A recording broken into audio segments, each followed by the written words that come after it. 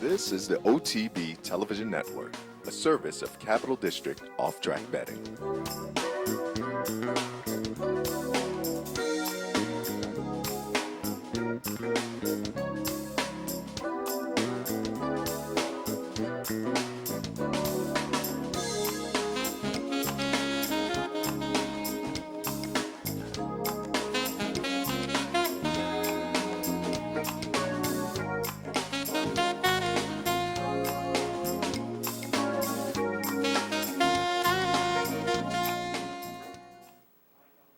Good morning and welcome to Racing Across America for this Tuesday morning. I'm Seth Merrill. Happy you joined me, and coming up a little later on, our regular visit on Tuesdays from Tony Kalo at Finger Lakes. We'll get a little update on their action for this afternoon.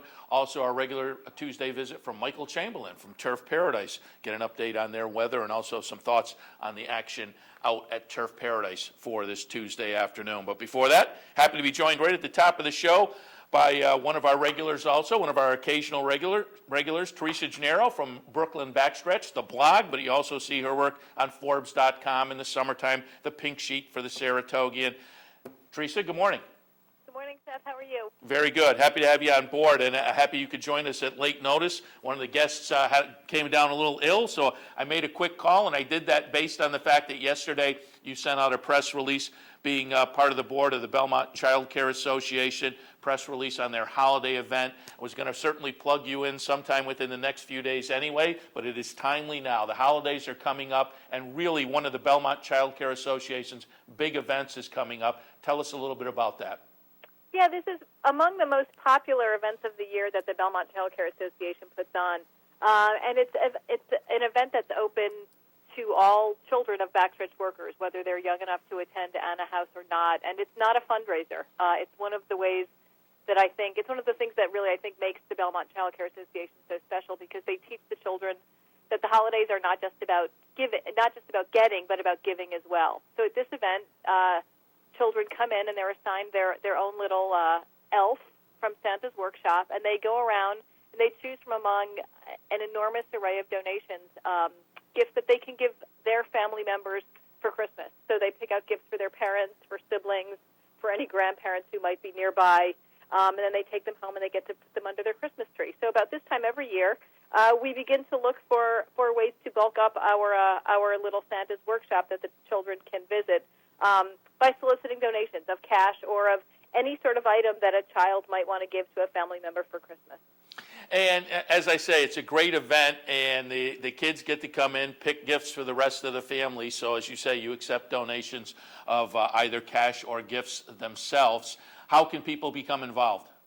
There's a couple of ways. One, you can get in touch with me by visiting my website at Brooklyn Backstretch or emailing me at teresa@brooklynbackstretch.com, or you can call the Belmont Child Care Association or visit their website, which has more information. That is belmontchildcare.org.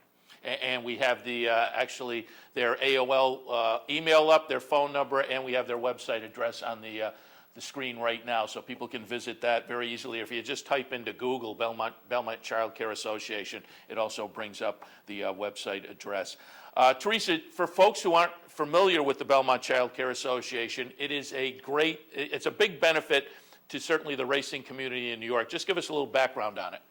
Sure. It's the only child care early education center that's on the backstretch of any racetrack in the United States, and it was begun more than a decade ago, thanks to the hard work, donations, and generosity of a number of people, including Michael Dubb, who's chairman of the BCCA board. And it offers very low-cost child care and early education for the children of the men and women who work on the backstretch. So the Belmont Child Care Association is open every single day of the year, including all holidays, and it opens at 5 o'clock in the morning, because that's when grooms and hot walkers and assistant trainers have to be at work. So anybody out there who has children and who has ever looked for affordable daycare knows how hard that is. And you also know that there aren't a lot of places that open that early in the morning or that are willing to take children from as young as 6 weeks of age. So the backstretch workers can bring their children beginning then, when they are still infants, and that they stay until they're ready to go to kindergarten. And among the many benefits is that the program helps get kids ready for school. Many of them are born into Spanish-speaking families, They learn English, so they're completely bilingual by the time kindergarten rolls around. And they integrate much more easily into their local school communities when they are able to have the education that Anna House provides them. And Anna House is located at Belmont, but it is important to note what you just said. This is 365 days a year. Yes, it is. And although it's not always easy for the folks who work at or live closer to Aqueduct to get there, there is some outreach that we try to do to make that happen. And it is open every single day, Christmas, Thanksgiving, all holidays. Lots of people didn't work yesterday for Veterans Day, but as anybody who's around the racetrack knows, the horses have to eat and be exercised every day, no matter what it is or what the weather is. So it's really an incredible service, and it's due to the generosity of the racing community. The New York Thoroughbred Horsemen's Association and NYRA are incredibly generous in offering space on the backstretch and offering financial donations and offering rooms for us to hold events. The holiday party is at Belmont. And it's incredible the way the whole New York racing community turns out to support folks and children who really need it. Yeah, and some of the bigger names are very involved in it, and so we salute them as well. Let's just talk a little bit more, before we change subjects, talk a little bit more about the party. And again, this takes care of the children of the backstretch New York backstretch workers 365 days a year. So that's important. There are fundraisers during the year, a big one up at Saratoga, obviously, every year. But this holiday party, as you say, focuses on the kids. It's not a fundraiser. It's to provide them with some gifts to give to family members and whatnot during the holidays. I'm just looking at the press release. Last year, 350 kids through the event. So obviously, there is a need for some money, for some gifts. Remind us again how we can become involved. Sure, there's a couple of ways. You can get in touch with me at my website or contact the Belmont Child Care Association directly. You can donate through the website cash, which we will use to go out and buy some of the gifts. One of my favorite Thanksgiving traditions is the day after Thanksgiving I go out and buy tons of presents that the children can choose from. You can also donate items yourself if you would like, thinking about things that children might like to give their parents or their siblings of a variety of ages, toys, warm clothing for the winter, gift cards of various sources, various types. Or if you'd like to volunteer, you can do that as well. The event takes place on December 7th at Belmont. We generally need help the day before, setting it all up, and the day of, because each child gets a little personal shopper who takes him or her around to choose the gifts, because it wouldn't be any fun if their parents went with them and then they saw what they were getting for Christmas. It would take away the surprise on Christmas morning. So each child is accompanied by a personal shopper elf who takes them around, helps them pick out the presents, and then they get wrapped and put in shopping bags before the kids head back out to be with their families. Right. Again, a great event. We can put up on the screen again the email address and the web address for the Belmont Child Care Association. If people want to become involved, they can get in touch through those numbers as well. It's a great event. And so the day after Thanksgiving, you're essentially Mrs. Claus. You go out and shop for the gift. You wear the cap? I am Mrs. Claus. I do not wear a cap. I do wear it the day of the event, but not while I'm shopping. And it's actually kind of a Gennaro family tradition at this point. My parents go with me. My nephews, who are now 11 and 16, have for a number of years been excellent consultants for what boys their age or girls their age might like as well. So we all sort of head out the day after Thanksgiving and hit the malls. I'll be up in Saratoga for the holidays and hit the malls and the local shopping centers and emerge with big sacks of gifts that we can bring back to Belmont that weekend. So every year you're in touch with what's cool for the younger set. I try. I don't know how successful I am, but I definitely rely heavily on my nephews for that. Very good. All right, let's shift topics. Certainly you're a regular down on the NYRA circuit, so we're going to talk about a little bit about that, Aqueduct opening up and some changes down there. But before that, I've been asking all the guests for about the past week and a half, 2 big days of racing that are the highlight of the racing season in America, Friday and Saturday at the Breeders' Cup. There were a lot of great stories that came out of that. What were some of the Breeders' Cup highlights for you? Obviously there were some incredible performances. I mean, looking at Wise Dan do it again. I mean, has there been a more consistent horse over the last few years, or one that's more beloved by fans? Just incredible to see him go out there and do it again. Watching Mucho Macho Man eke out that victory for Kathy Ritvo, a horse who is incredibly accomplished but never seems to get quite the respect that perhaps he deserves. So to see that happen on a big stage, I thought was pretty terrific. Unfortunately, I feel like, being in New York and following the NYRA circuit, the biggest news to come out of that was unfortunately not good news. It's the injury to Johnny Velasquez, who was glad to hear that he was released from the hospital this week, but obviously major concerns there. His spleen was removed. I believe he's heading home back to New York in the next few days, but just terrible to see that happen out there. And having had a serious injury to one of New York's favorites in Ramon Dominguez earlier this year in January, it's really tough to see the year end with another New York jockey on the sidelines. Yeah, and the flip side of that was it was nice to see Ramon out there and kind of getting it recognized again by the racing community. That was nice. Certainly the John Velasquez story was kind of the dark point of the weekend, no question about it. But I will bring up one other story because you helped us book Racing Across America up in Saratoga, and I emailed you after the weekend and said, who would have thought that of our guest lineup there, where we had kind of the all-star lineup during the Saratoga meet, our Breeders' Cup winner would have been Jeremiah Engelhardt, the Finger Lakes-based trainer. How great was that? I mean, I think, there were a lot of folks in New York. The focus in that race was on Mike Hutchins' horse and Leah Giramati's horse, and there were a lot of people rooting for them. And there was, Jeremiah kind of sneaking in with this filly that was, completely underrated by the public. Went off, I think, at odds of like 32 to 1. And, it was incredibly fun to see him there, watch the cameras go on him during the inquiry in that race and see him get put up. And, kudos to Finger Lakes for that. And what a year Jeremiah's had, with King Creesa finishing second to Wise Dan up at Saratoga in a graded stakes race.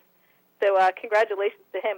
There's a long history in their family of horse racing, and they don't often get to perform on the big stage, so that was great. Yeah, as I said earlier, Tony Kalos, a regular with us on Tuesdays, and last Tuesday I said, what was it like up there at Finger Lakes? And I guess they were quite ecstatic up there at Finger Lakes watching the Breeders' Cup race and watching Jeremiah win. So, yeah, hats off to them. But it was a fun weekend. Kathy Ritvo and her story, Gary Stevens, Mike Smith, it was a lot of fun. And again, the dark point was John Velasquez. We wish him all the best and hope a very speedy recovery there. All right, before I let you go, I do want to touch on, we had John DeSilva on last Thursday. He's a regular with us, and we talked a little bit about the changes at Aqueduct. But you're a regular. Seems like the infield at Aqueduct has had a little makeover. What's been the response?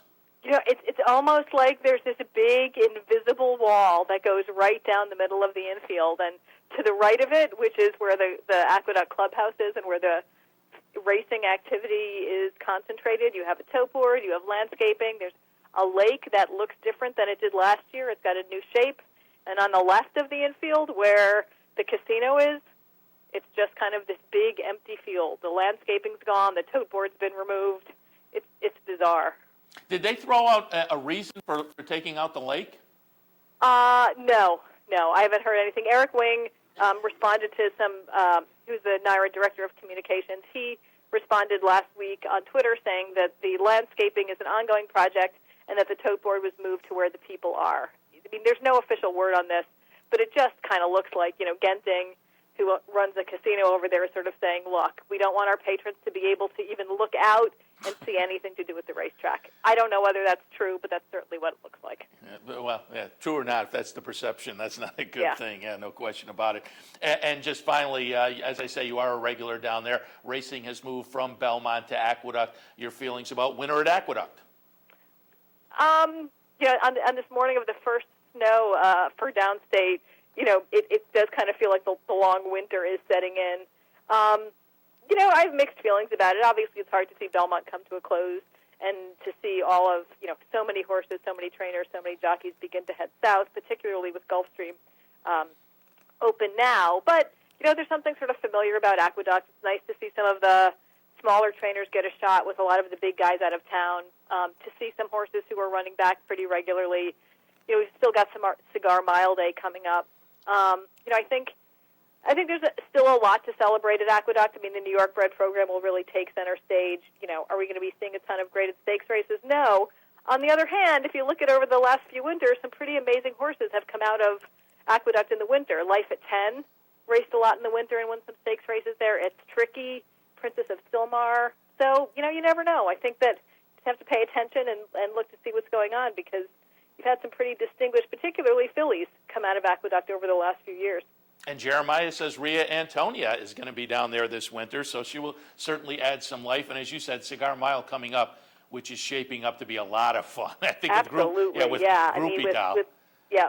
Yeah, no question about it. So I think we have shifted attention. And just before I let you go, I will go back to Belmont. The numbers were great. The attendance was up. Was there a nice buzz there on the weekends? There really was. I mean, we had good weather, which was nice. I mean, most of the days were pretty warm. There wasn't a lot of rain, and I think that helps a lot. But yeah, I thought there did seem to be a pretty good feeling there through most of the fall. You had a lot of nice horses racing there. Obviously, what used to be called the Fall Championship meet still carries all of those great graded stakes right with it. So yeah, I mean, I think underlying all of it is, still a little bit of uncertainty about what the future holds for Belmont and for Aqueduct. But it was really nice to see those numbers come out and see that maybe things are turning a corner a little bit. Yeah, no question about it. All right, Teresa, we certainly appreciate the visit this morning. Again, over the next couple of days, we'll continue to remind people of the Belmont Child Care Association and that upcoming holiday party for them. It's a great event. We appreciate your taking the time to talk a little bit about it. We'll catch up with you down the road. Great. Thanks for your time. Appreciate it. All right. Teresa Gennaro, again, Brooklyn Backstretch blog. You can also catch her on Forbes, Summertime, the Pink Sheet for the Saratogian. And again, that Belmont Child Care Association holiday event, very big. Check that out and donate if you can. All right. We'll take our break. When we come back, Tony Kalo from Finger Lakes. Stay tuned. This is Steve Beck. Join me Tuesday through Saturday here on OTB TV for At the Races, my Sirius XM daily news magazine of the thoroughbred industry. Handicapping, interviews, analysis, everything you could want. 6 a.m. OTB TV. The future of online betting is here, and only at the all-new CapitalOTBBet.com. With a newly designed and engineered internet wagering platform, enhanced video streaming, additional funding options, and 3 new individual wagering opportunities, CapitalOTBBet.com delivers a state-of-the-art wagering experience found nowhere else in horse racing. Combine that with our all-new mobile website. You have 2 of the most powerful, innovative, and advanced wagering platforms available today. CapitalOTBBet.com. Log on today. Hey, race fans, head down to the all-new Clubhouse Racebook and get in the game. With live horse racing on more than 250 flat-screen TVs, state-of-the-art wagering terminals, fantastic food and drinks, an amazing Vegas-style atmosphere with seating for nearly 900 of your closest friends. Conveniently located at 711 Central Avenue, right off Exit 5 of I-90 in Albany, the Clubhouse Racebook is the better choice. I'm Anthony Mormino. Join me weekdays at 9 for the Handicappers Report. We'll handicap the top tracks across the country and help you prepare for the day in racing. That's the Handicappers Report, weekdays at 9, only on the OTB TV network. Welcome back to Racing Across America. If it's Tuesday morning, that means a visit from our buddy Tony Kalo from Finger Lakes. Good morning, Tony. Morning, Seth. Tony, for folks who are playing Finger Lakes this afternoon, give us an update on the weather. Well, the ground's covered with a little bit of white. It's unbelievable. I guess it's that time of the year, and I'm not at the track right now, but I would have to assume yesterday we were muddy and sealed. I did hear that they were opening it up earlier this morning, so it'll be interesting to see what the conditions are like. Doesn't look like any rain or anything, but it's cold. Winter's on its way. Yeah, as you said, it is that time of year, unfortunately. And Tony, just I know. Let's just go back for a moment to last week. You had a couple for us in there, including Our Day in Court. And as Our Day in Court, you got a nice little price on that one. As that one came down the stretch, you were calling it as one for the public defenders. Was it Public Defender Day at the track? Well, you know what? There's this one guy who I know out there. I don't even know his name, unfortunately, but I know faces better than names unless they've got 4 legs and they're face, chestnut, or gray. But he has a bunch of his buddies that are Monroe Public Defenders. Every year they have a race named after them, and it just happened to be race 7 with Our Day in Court. And the horse won like a good thing. We got a good price. I touted him last week. I thought he was bred to get the 2 turns. Sharp Humor out of a Donna Rail Sport mare. And, boy, the horse really looked good winning. I watched the replay, and she was stretching her legs pretty nicely when in a 1-turn race, and I thought the added real estate would help. And kind of fitting that the guys got the money as they were leaving the winner's circle after their presentation. I looked at him and I go, "Hey guys, this is a little fishy. I didn't realize you guys had this kind of bull around here." And They were laughing, and it was kind of a cool little day. Yeah, that is the ultimate hunch bet. The public defender's race is won by Our Day in Court. Very good. And as I say, you called that one at a nice little price, so hats off to you as well. Tony, let's get Obviously, they're only the public defenders, because if they would have been Johnny Cochran, the horse probably would have been about 3 to 5 or something. Yeah, that's a great point. That's a great point. As public defenders, they couldn't shift the odds too much, so it all worked we out. got lucky. I'm telling you, if we would have got some of these bigwigs in there, this horse would have been hammered. That's right. Yeah, very good. Yeah, very good point. I like that. All right, Tony, let's shift our attention and talk a little bit about this afternoon. And you've got some specific races to look at, but before we do that, I just wanted to pull up and talk about the fourth race for just a second, because there's a horse in here that I used in the second spot. In the fourth race on top, I have Passing Time. But in the second spot, I used Steady Stewart on the handicapping show that we just had on. I talked a little bit about this one. We're going to watch the stretch race from October 29th. Steady Stewart is going to run a decent second as the 9 to 5 second choice. And that was the first race on a move from Fort Erie. And I've been saying for the last couple of weeks, since the Fort Erie season ended, they've been getting some Fort Erie shippers up at Finger Lakes. And I've been trying to get a barometer. Well, I think this horse helped. As we see in here, the number 1, Steady Stewart, is going to wind up an okay second in this race back on October 29th. Comes in here today. I think it's going to be competitive again today. But you had a Fort Erie shipper yesterday that I liked quite a bit that won. And after watching this one and that one, I'm now getting the feeling that what's printed on the page, I think you can pretty much trust as far as the numbers and the class and how it'll transfer up at Finger Lakes. What are you reading on the Fort Erie shippers? So I have to be honest, I hadn't really given it a lot of thought until you brought it up pre-show, and I think you're onto something. That horse yesterday from Jason Gillaforte's barn looked really good winning. Our track yesterday was more of a forwardly placed type track, and that horse was able to overcome what I thought was somewhat of a front runner's bias. He was 5 lengths off or so through the turn, and boy, there was a big opening along the inside, and Oscar Gomez scooted him through, and he won going away. I think he might be onto something to watch in the final month of racing. Yeah, and as I've said, I said yesterday when I talked about that horse, it's hard to know until you start to get a feel for horses moving circuit to circuit.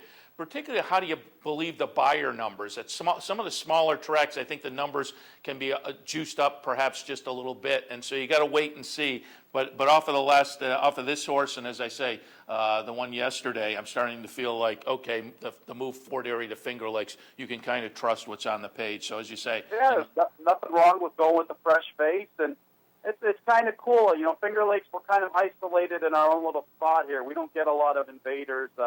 You know, some of these other racetracks around the country, like in Oaklawn Park, boy, they get them coming from everywhere, and makes for kind of cool stuff. You kind of got to watch the races early on in the season at those type of tracks, see which horses form from other parts of the country is actually working, and it's kind of cool. I think you're onto a good little angle, where I'm going to keep a close eye on it. And you bring that up, I will say the Presque Isle shippers coming into Finger Lakes are tough for me. I think mainly because it's synthetic to dirt. Some horses just jump right up and do very well with that. Some not so much. So the Presque Isle move for me is always a little bit of a head scratcher.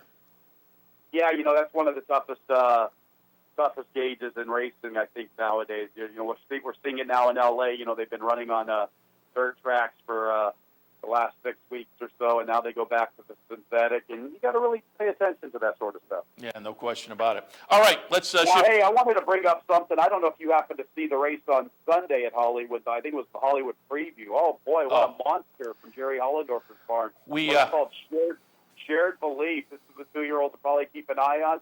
The horse he defeated was highly thought of Toby Stack, who had won a big stakes race at Del Mar as a maiden, and I believe it was at Del Mar, might have been Hollywood, I can't quite remember, but that Shared Belief looked really good. I happened to catch the replay yesterday, and boy, that horse strengthened his stride pretty nicely. Yeah, you've now added your voice to the mix, because I replayed that race yesterday thinking that this is going to be a horse to keep our eyes on. Had won the career debut up at Golden Gate, subsequently sold. Jim Rome is one of the part owners now, so he loses misdirection, but he's got another horse to talk about on the radio show now with Shared Belief, and I looked in the racing forum today. They had the buyer figures up for the weekend, a 99. That's pretty nice for a 2-year-old. Yeah, real nice. What about Jim Rome? Boy, he I just want to be him for a month. I'll take his paycheck for a month, and he can have it the rest of the year. Yeah, and to wind up, misdirection, doing as well as she did on the track, then sells for a nice figure at the auction last week, and as I say, moves a nice 2-year-old into the barn. So things are going very well for Mr. Rome. All right, let's shift our attention to some of the races this afternoon at Finger Lakes. You're going to start things off with the first leg of that late pick 4 this afternoon, this Tuesday afternoon. Race number 6, $4,500 conditional claimer. How'd you see this one? Well, I like the 2, Grace's Nene. I thought this horse was a winner last time. My girlfriend doesn't seem to think so. She's the conditioner of Forever Jenny, who happened to win that race. Forever Jenny came back and didn't really run her best race yesterday, but I'll tell you what, if you go watch the replay of Grace's Nene's most recent defeat, she was making a move at the 5:16. She had all of her momentum stalled. She tried to come on again at the 8th hole, and she got a little crowded on the inside. Nothing that Jenny did, but it was more Grace's Nene just kind of being intimidated and not wanting to push on by. She had to shift ground. She had 2 troubled positions throughout that race. With a cleaner trip, I really think she could have won. I told my girlfriend that. My girlfriend's like, "You're crazy. My horse was the best." I should have never brought it up to her because, she's always right. But I think Grace's Nene is a good little play here. Perfect Week's going to be out there dinging it with Why Take a Chance. And I think it sets up nicely for the 2, Grace's Nene. I would use the 5 and 6 also to start the late pick 4, but more emphasis with the 2. She did have a troubled trip, and doesn't really say it in the company line. Closed for play, best of rest. I think that company line does it injustice. The running line, I should say, does it injustice. The Twin Towers are right on the money here. I have the 2 on top and the 5 and the 6 right underneath, so I'm right with you. I think Grace's Nene, not only with the trouble, but got a little education at that non-winners of 4 level last time, and so a move forward won't surprise me today. All right, 7th race is an allowance, non-winners of 2 lifetime. They're going to go 5.5. How'd you see this one? Well, I'd be pretty surprised if we're not on the same horse. Looks like the race goes through the rail. Number 1, Jupiter Moon. 2 races over the track have resulted in a win and a runner-up. And quite frankly, I just don't see anything from a pace standpoint that could even stay relatively close to this horse. Hasta la vista with Jupiter Moon. The price is short, but we keep the pick 4 rolling. Yeah, I'm with you. You can't really go just on the numbers. And I say this every once in a while. I hit on a horse that has a buyer edge, and this one clearly does. Celestial Haze I had underneath on the best effort. I think might get up there to compete. And I will say Alpha Galpha Amber I had in the 3rd spot. Only a couple of starts. There may be some upside there. If that one jumped up and surprised a little bit, I wouldn't be shocked by that. I think it's going to have to be a pretty significant step up, though. I do think Jupiter Moon, as I say, has the obvious edge in numbers in the 7th. Yeah, obvious player, no question about it. Probably going to be close to 2 to 5, 3 to 5, I would have to assume. All right, and you're going to get us through the first 3 legs of the late pick 4 by taking a look at race 8, which is the state bred allowance. They're going to go 3/4 of a mile. Your thoughts on race 8? There's another pretty Captain Obvious selection. I hate to do it to everybody today, but, the 6-2 Susans, her numbers are superior. If you throw out her New York Oaks effort, every race has been excellent, and she is by far the one to beat. The only thing, like I said yesterday, the track was somewhat forwardly placed. She's probably going to be a little further back today. She went 47-1 when she was on the lead last time. That will find her relatively well off the base. She's the one to beat. I give a little look to the Suffolk Invader. The Suffolk Invader was able to go 46 to change last time, and she's really, really solid on an off track if we do end up that way again today. At 10-1, I think the 4 is a little intriguing. Also, the 5, Bella likes an off track. You could throw in the 3. I'm just trying to, from a pick 4 standpoint, you get a lot of value if you could beat Jupiter Moon or 2 Susans. I don't think you can beat Jupiter Moon. 2 Susans, perhaps. She is my top pick, but there is value if you can beat her in the pick 4. Yeah, we actually talked about that in the Handicappers Report last week as I hit one of the pick 4s at Finger Lakes. 50 cents, I got $400 back, which for $2 means it was a $1,600 pick 4. But I think it was a couple of $10 horses and maybe an $8 and a $6 horse. But we had knocked out a couple of short price favorites, and it seems like up there at Finger Lakes, the pick players love these favorites and jump all over them. If you can beat one and if you can beat 2 of them, those things can balloon up in prices that are shocking given the win prices of the horses. Yeah, it's the whole key about the pick 4 sequence. You have to be able to beat heavy favorites. A lot of guys out here I know like to slam dunk the heavy favorites with some $20 pick fours. That's never been my kind of play. I've always tried to spread and try to upset the big favorite. I don't think you can beat Jupiter Moon today. Perhaps Two Susans you can. If I was going to try to spread, that would be the race. And obviously the last race I think is an all button. But a little intriguing horse is the outside horse. More is More. She likes an off track, and she faced a very fast one last time. I love horses who do all the dirty work, chasing the runaway eventual winner. More is More in the last 8-1's worth a little look also. All right, interesting. What did you make of Alley Raven in that race? 2-1 on the morning line, and I think second off the claim, the layoff. Mike Lascesi may have used the layoff to get her head screwed back on right, but she's not showing any works. That concerned me. Yeah, that does concern me also. I've always been a guy that likes to see some morning activity, and she will be up there.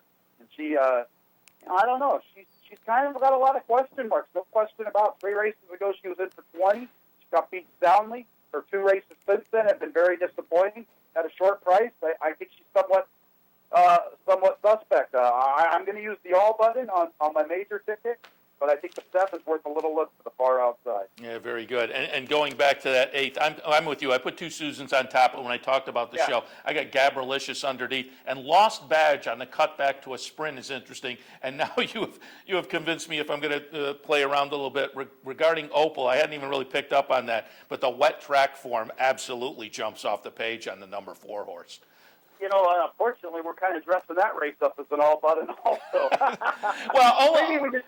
I don't know. Just buy it all, right? Yeah, only I think if you're shopping around to maybe beat a favorite. As you say, if we could go with strong on Jupiter Moon and maybe go 2 or 3 deeper in this race to try to hope that we get a favorite beaten. But we'll see what happens this afternoon. We certainly appreciate the thoughts, though, Tony, as always. And I know at the early post, you got to head out, so we'll let you go. We always appreciate the visit on Tuesdays, though. And again, we should remind people that new schedule for Finger Lakes has kicked in, right? Not only the early post time, but days of the week as well.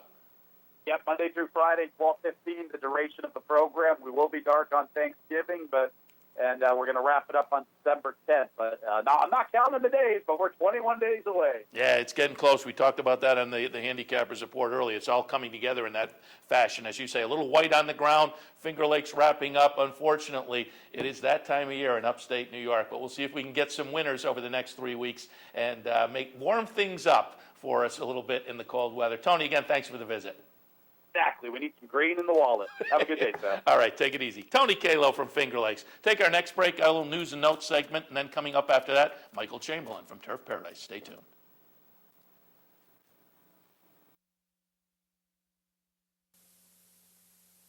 Fascinated by the world of horse racing?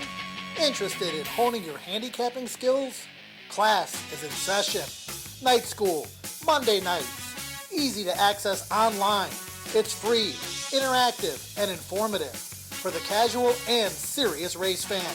Horse Player Now Buzz. Live horses to watch emailed to you daily.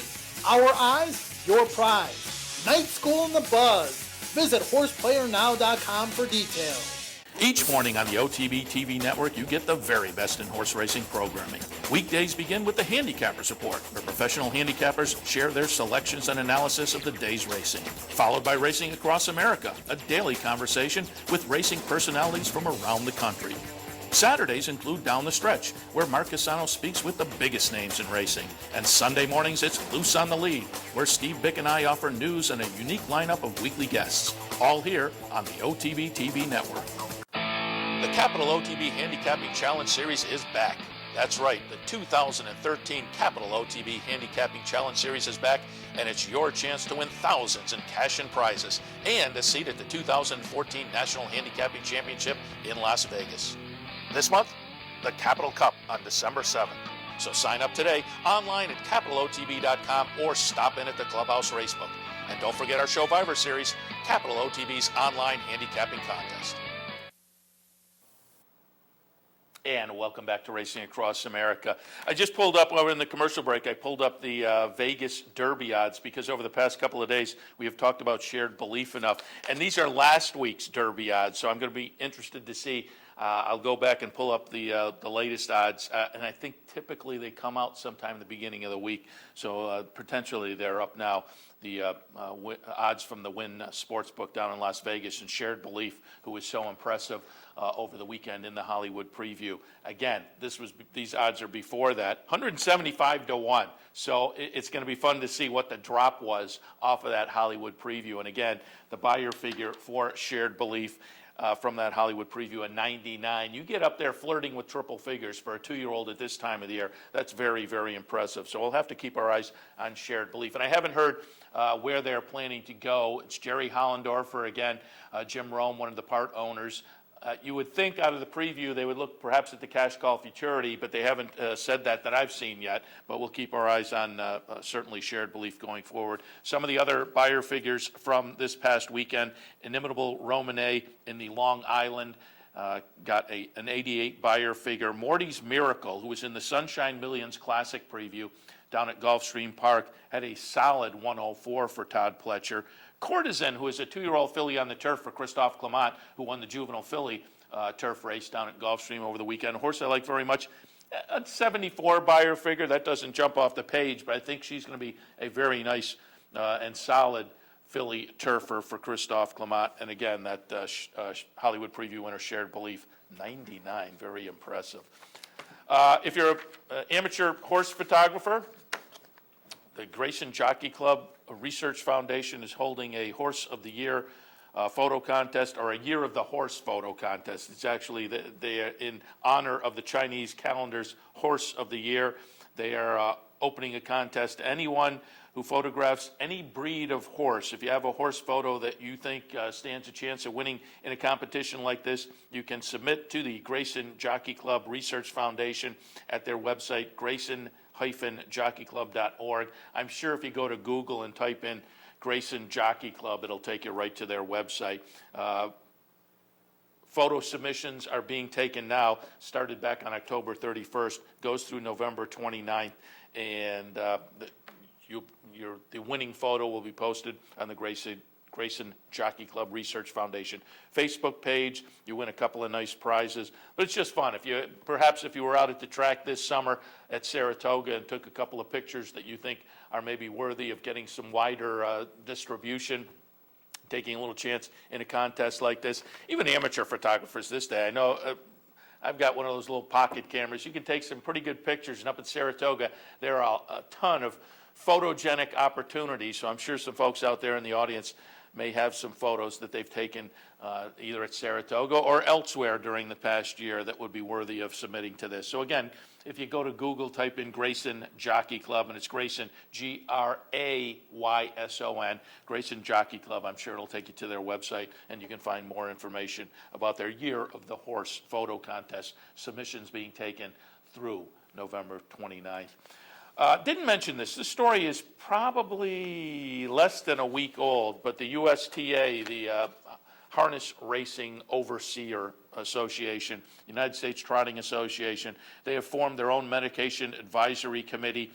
They did that because they dropped out of that RMTC effort to come up with uniform rules. They did not feel that what the RMTC was doing was beneficial to the harness industry. They thought there had to be a separation in some of the medication rules between what the harness racing industry was doing and the thoroughbred racing industry was doing. When they announced they were stepping back from that RMTC initiative, there was some consternation, certainly, because at that point the racing industry as a whole is not presenting a united front on this issue.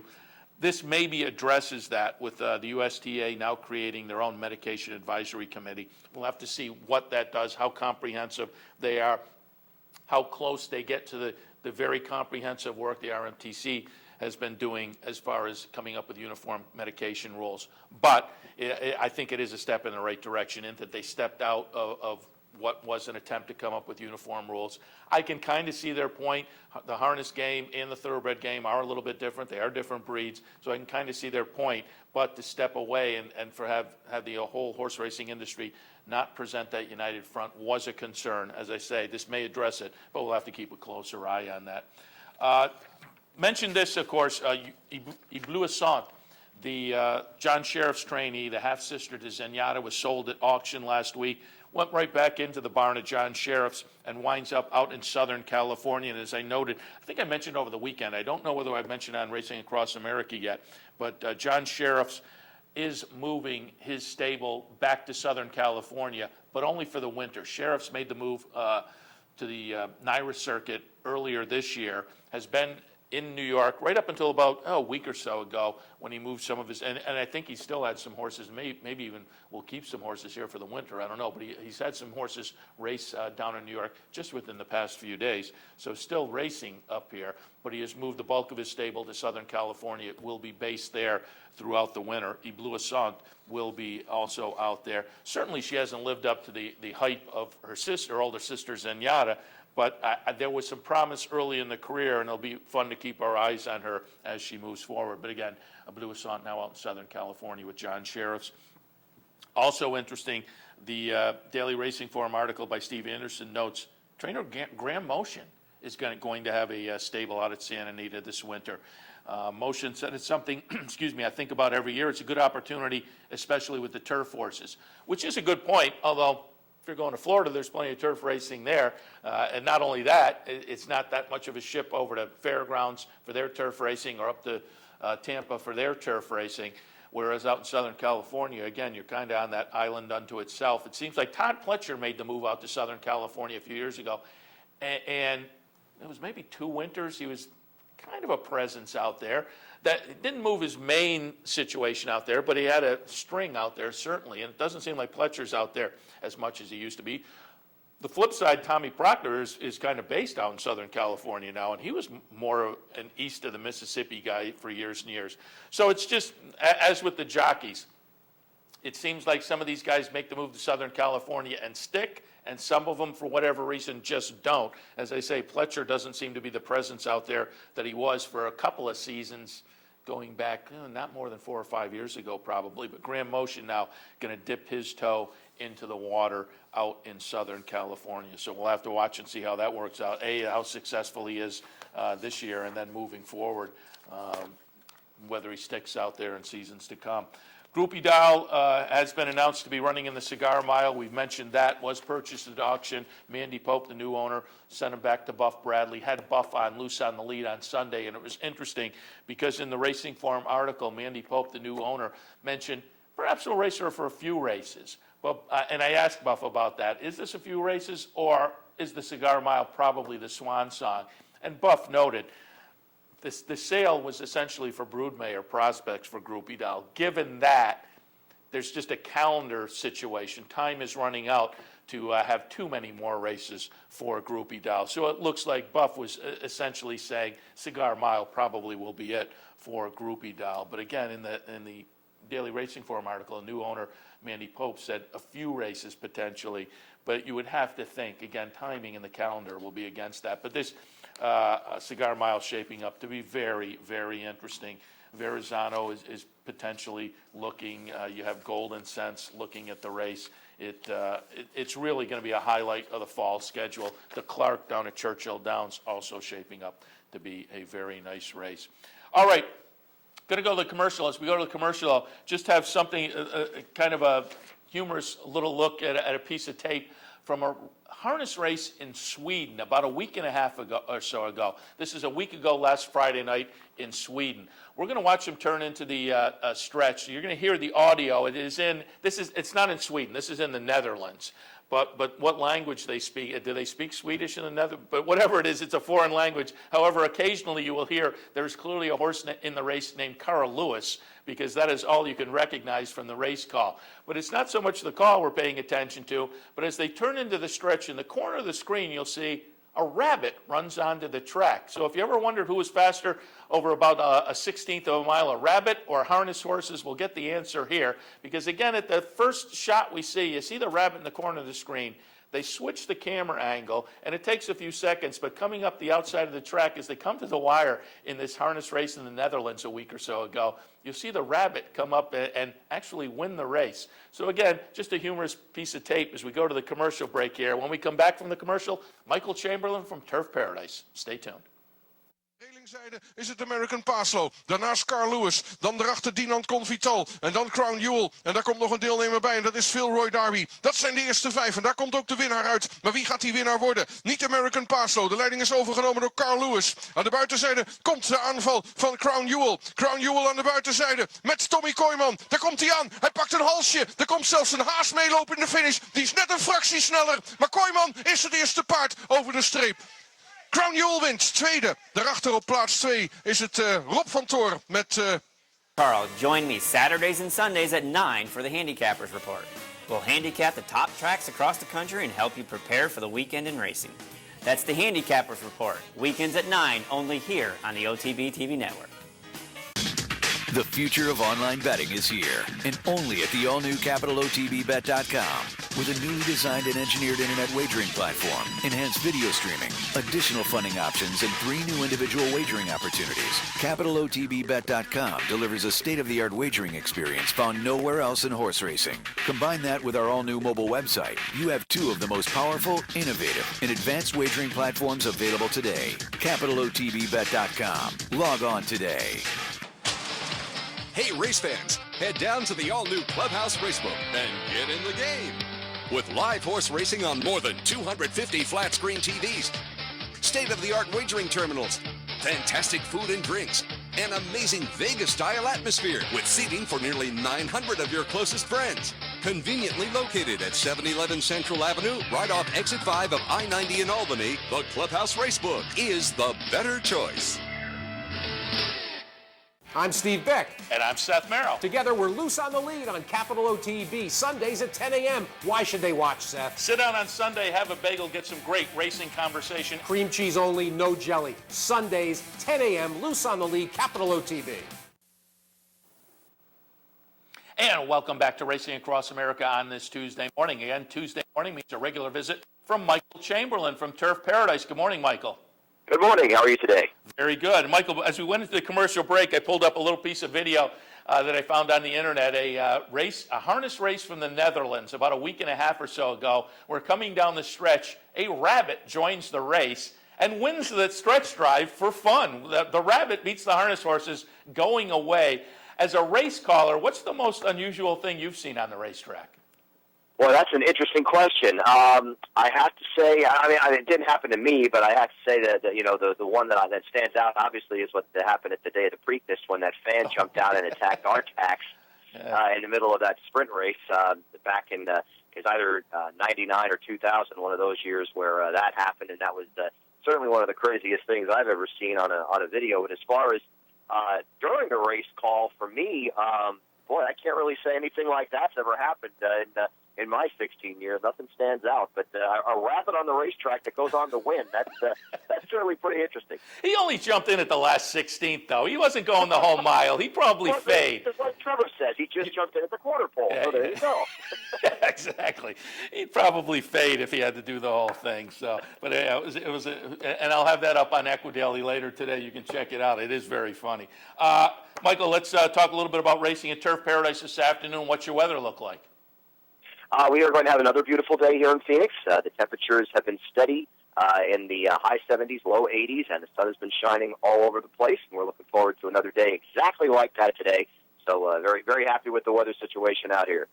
All right, and you've got a couple for us later in the card. I wanted to pull one up that just as I was looking through the Turf Paradise races last night, one that kind of stood out to me. I got a little video here from October 11th back at Fresno up in California. We are going to watch Ralphie Girl win this race. Ralphie Girl is going to be the number 6 horse on the video you see. Wins pretty convincingly in this race. Now coming down from the race at Fresno, prior to that was at Santa Rosa, then Del Mar, Hollywood Park. I'm just wondering your thoughts on race number 2 and this horse in particular with the move from California. What's that class move mean to you? I think the horse, I'm wondering, will this horse be a little overmatched in here class-wise, but does bring California class and also brings up a jockey we've talked about, Scott Stevens. Your thoughts? Absolutely. I think the horse has a definite chance today in the second race, especially coming off back-to-back wins. And I think that there is other speed in this race. If you look at the 1, What a Score, and also possibly the 3, Rock You Up. But I don't think that the speed is as committed to the front as Ralphie Girl appears. And in the expert hands of Scott Stevens, I certainly think this horse could go right to the front as she has in the last couple of races and just go all the way. Certainly a possibility. And as you said, that move from California to Arizona, that's one you really need to keep an eye on, especially now that the fairs are done and those races up in Fresno and Stockton and Santa Rosa and all those horses start migrating their way down here. The ones that don't go to Hollywood Park or go to Sunland Park, the ones that show up here, they're usually very strong and certainly well worth consideration when you're handicapped. Yeah, and the move becomes even more potent for me, given that this one had a really recent workout at Hollywood, just a little over a week ago, and a nice workout up at Hollywood, too. So it looks like maybe looking for at the condition book specifically for this spot, as I think they were maybe looking at the condition book for those fair races as well. Absolutely. I noticed that work myself in the past performances, a very nice move. And, that cushion track at Hollywood, of all those tracks in California that have quote-unquote synthetic surfaces, I think that cushion track plays the most like actual dirt. So I think that's a very encouraging sign going forward here. And I'm actually anxious now to take a look at that horse in the second race and maybe even get a little involved in the action. Yeah, and you make a great point. I think that is the consensus out of the California synthetics. That's the closest one to dirt. And since you mentioned Hollywood, have you ever made a visit to Hollywood? I regret I'm probably not going to get there before the place closes. And boy, there is certainly a lot of history at that track. I have been there once. I have got to spend a few races up in the announcer's booth with Vic Stauffer, and that was certainly a lot of fun. Vic is a great guy, and it's been it was very interesting experience to go up there and do that and get a view of that place on a Friday night, especially. I went up there for a night card, and that was really entertaining. And I'm glad I got to go to Hollywood before it's going to end up closing the doors this year. Yeah, certainly like to have that on my list too, but it doesn't look like I'm going to be able to get out there. But as I say, a lot of history out there at Hollywood Park. First Breeders' Cup was out there. All right, let's shift our attention. Race number 5 at Turf Paradise this afternoon. You're going to take a look at that one. A conditional claimer, 3,500 tags, non-winners of 3 lifetime, 3-year-olds and up, going 6.5. Your thoughts? And my pick in here is going to be number 8, Guns and Religion. You get probably the apprentice that's stood out the most here at Turf Paradise in the early part of the meet, Skylar Whiteshield. He's won on a couple of really nice horses. He had to ride on this gelding last time out on November 1st, running with better claiming company than this, and the horse managed to run third. Now, granted, the horse lost by 10 lengths, but still a third-place finish with better company needs to be recognized. And the last 2 times this horse has been on the main track. Also, the other one resulted on October 7th in a second-place finish. So you get a class drop here, a horse that has run well on the racetrack and is also taking blinkers off today. So that equipment change should be noted. I think Guns and Religion in the 5th race might be a nice horse to kick off your pick 5 with today. All right, yeah, I'm looking, and I agree with you. On the class drop, this one looks potent off. A pretty nice, again, third-place finish against a little bit better, so now with the class relief gets a little boost there as well. 9th race today at Turf Paradise is a calendar condition claimer at the $3,000 level, 3-year-olds and up. Again, 6 furlongs to trip, and your thoughts? My top pick in here is going to be number 4, I'm Blended, Not Shaken. Now, there are a couple of reasons that I kind of like this horse a little bit. The main reason being is that the other 2 horses that I kind of like in here as far as betting the pick 5 are the 5, The Boss, and also number 8, Favorite Meeting, another horse with Skylar Whiteshield aboard, I might add. But both of those horses have been off for a prolonged period of time. The Boss's last race was in March, and Favorite Meeting's last race was in April. So I'm Blended, Not Shaken comes in here as a fresher horse, having run at Fairplex in September, finishing 2nd there, and then coming here to Turf Paradise October 28th, and closing nicely to get a 3rd-place finish as the betting favorite in that spot on the 28th. Now, the trainer, Val Brinkerhoff, is 0 for the meet so far, but I think that you might get your first visit to the winner's circle from Val today with I'm Blended, Not Shaken in the last race. Martin Bordier is also having a sneaky good season.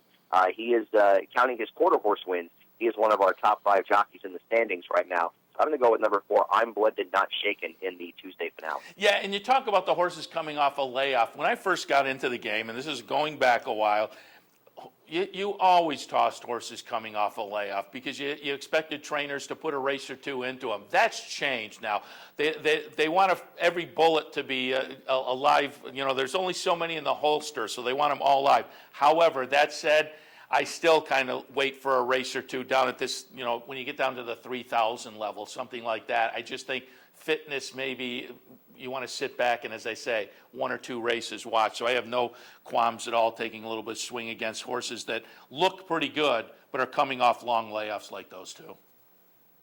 Absolutely, and I've noticed through the early part of the season here that usually, as you said, it does take a race for these horses to come back and get maybe a little more fit and a little more in gear and ready to go, especially considering that with no summer racing in Arizona for the current time, some of these horsemen don't go to Colorado and Arapahoe Park, or they don't go to New Mexico and Sunray and Albuquerque. They just put their horses up and keep them in the barn for a little while, and sometimes you need to have that one race when you come back that's going to get your form back. So I'm kind of holding off on those horses on the layoff, and I think I'm going to go with the 4 Unbled but Not Shaken with a little more recent history. Sounds good. All right, Michael, as always, we appreciate the Tuesday visit, the thoughts for this afternoon. Good luck with the racing this afternoon, and we'll talk to you next week. We'll talk to you next week. Thanks a lot. Michael Chamberlain from Turf Paradise. Earlier, Tony Kalo from Finger Lakes. We started things off with Teresa Gennaro from the Belmont Child Care Association, or talking about the Belmont Child Care Association. She's a board member. I will remind you, they have their holiday party coming up. It's a great event. They provide gifts for the kids to come in and pick out gifts for the siblings and the parents. You can participate by sending in gifts or sending in some money for them, or as Teresa said, they need some volunteers for the event, which will be held December 7th. If you go to type in Google Belmont Child Care Association, you'll go to their website and you'll be able to find out some more information. And we'll remind you a few more times as the event draws closer. All right, that's going to wrap things up for Racing Across America for this Tuesday morning. Happy that you joined us. Hopefully we gave out some good thoughts for this afternoon's racing. We're here every Monday through Friday at 10 a.m. 9 a.m. it's the Handicappers Report. Hopefully we gave out some good information there as well. So good luck at the races this afternoon, and we'll see you tomorrow.